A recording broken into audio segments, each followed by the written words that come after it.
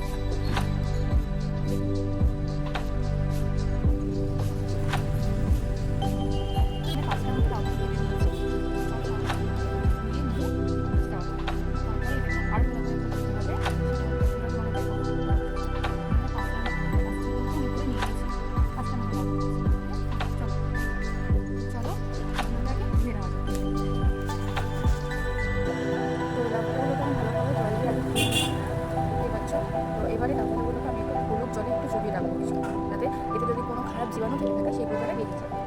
চলো নিচে যাওয়া যাবে। তো এখানে আমি লাউ পাতাগুলোকে দেখতে পাচ্ছ হলুদ জল আছে, হলুদ জলের মধ্যে আমি লাউ পাতাগুলোকে একটা একটা করে চুবিয়ে দেবো, যাতে এতে যদি কোনো জীবাণু থেকে থাকে তাহলে সেগুলো মরে যাবে। কারণ হলুদ হচ্ছে জীবাণু কাটতে সাহায্য করে। আমি প্রত্যেকটা লাউ পাতা ভালো করে হলুদ জলে চুবিয়ে দিচ্ছি।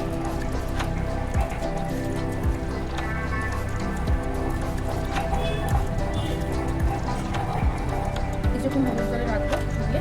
চিংড়ি মাছগুলোকে আমি ভালো করে ধুয়ে কেটে ধুয়ে রেখেছি।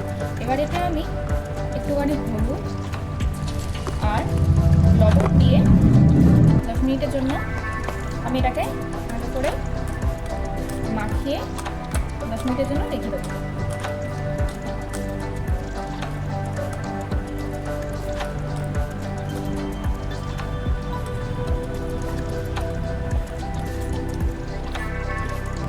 এখানে আমি 4টে কাঁচা লঙ্কা ধুয়ে নিয়েছি।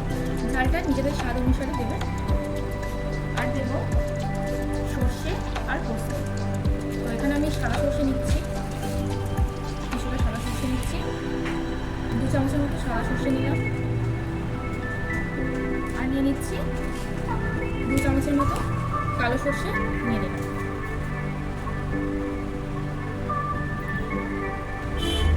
আর নিয়ে নিচ্ছি 1 চামচের মতো পোস্ত। আর নিয়ে নিচ্ছি কিছুটা চাল মগজ। এটা অপশনাল, এটা কেউ দিতেও পারে, নাও দিতে পারে। এবার এগুলোকে আমি সব একসাথে বেটে নেব। একটু জল দিয়ে নিলাম, এগুলো সব একসাথে বেটে নেবো। কেউ মিক্সিতে পেস্ট করে নিতে পারে, আমি এখানে শিলে বাটছি।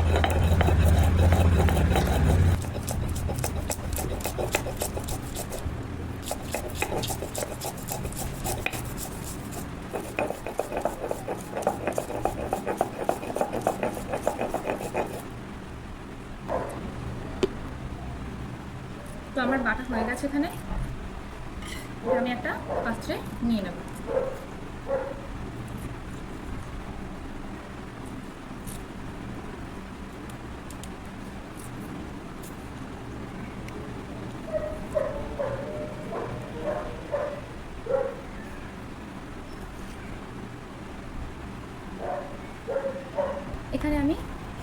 পেস্টগুলো করে একটা পাত্রে রেখে নিয়েছি।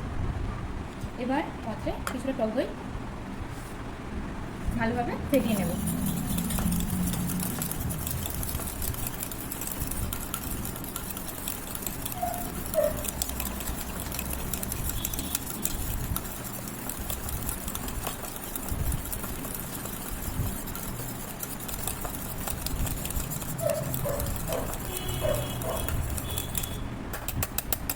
টক দইটা আমার ফেটানো হয়ে গেছে। এবারে আমি যে চিংড়ি মাছটা নিয়েছিলাম সেই চিংড়ি মাছটা আমরা এবারে 10 মিনিট হয়ে গেছে।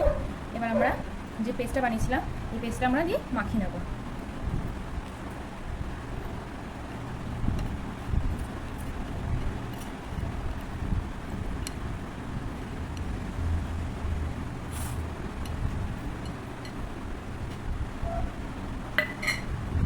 আর কিছুটা টক দই দেবো।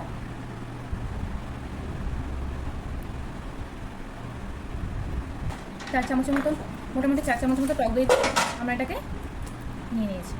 দিয়ে এবারে ভালোভাবে পুরো মিশ্রণটাকে ভালো করে মাখিয়ে নেব।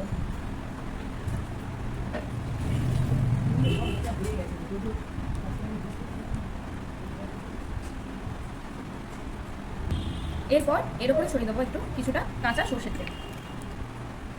তেল ছড়িয়ে দিলাম। দিয়ে কিছুক্ষণ এটাকে এইভাবেই ম্যারিনেট করা অবস্থায় এইভাবেই রেখে দেবো 10-15 মিনিটের জন্য। 10-15 মিনিট হয়ে গেছে। 10-15 মিনিট পরে আমরা চলে এসেছি এটাকে নিয়ে। আমরা লাউ পাতাগুলোকে মুড়ব চিংড়ি মাছগুলো দিয়ে। এবারে লাউ পাতাগুলো নেব,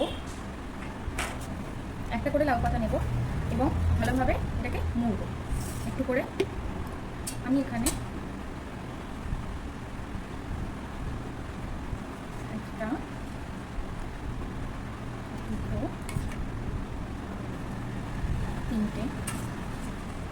তিনটের মতো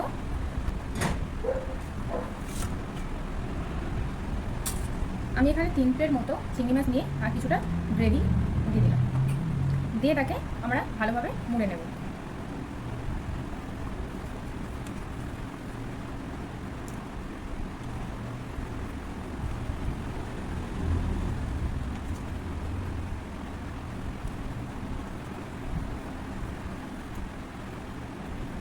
মুড়ে নিয়ে সুতোর সাহায্যে এটাকে বেঁধে নেব।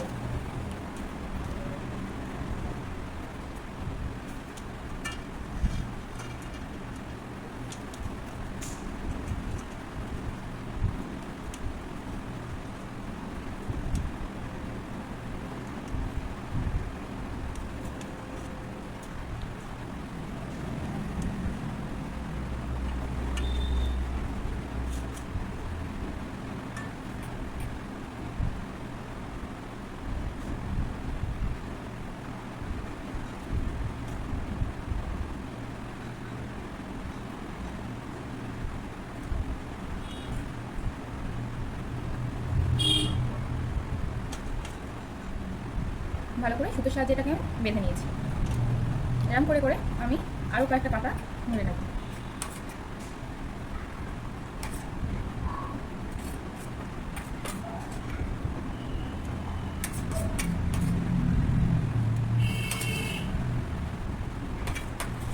তিনটে বানিয়ে নিয়েছি। তো এবারে আমি এটাকে স্টিম করতে বসিয়ে দেবো। তো এখানে আমি একটা কড়া বসিয়ে নিয়েছি। কড়াতে আমি কিছুটা জল নিয়ে নিলাম স্টিমটা করার জন্য। এরপর একটা ঝাঁঝরি করা আমি থালা বসিয়ে দিলাম যাতে এগুলো দিতে পারি। এবার এই থালার মধ্যে আমি কিছুটা সর্ষের তেল মাখিয়ে নিচ্ছি আর লাউ পাতার গায়েতেও একটু একটু করে আমি সর্ষের তেল মাখিয়ে নিচ্ছি।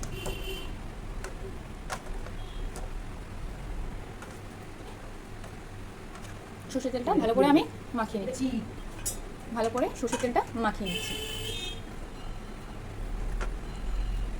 এবারে এই যে স্টিম করতে দিয়েছি এর উপরে আমি একটা একটা করে এটা বসিয়ে দিলাম। দিয়ে আমি এটাকে চাপা দিয়ে দেবো। গ্যাসটাকে আমরা মিডিয়াম টু স্লোতে রাখবো। এবারে এটাকে রেডি হওয়ার অপেক্ষা করি আমরা। তো চলো কিছুক্ষণ পরে এসে আমরা এটাকে দেখবো। 15-20 মিনিট পরে আমরা ফিরে এসেছি। তো এবার ঢাকনাটাকে খুলে দেখবো যে এটা কতটা কি হয়ে গেছে।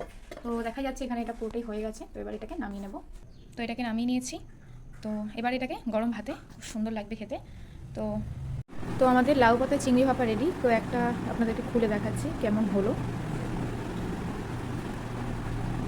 গরম ভাতে এটা ভীষণ সুস্বাদু আর ভীষণ সুন্দর খেতে লাগবে।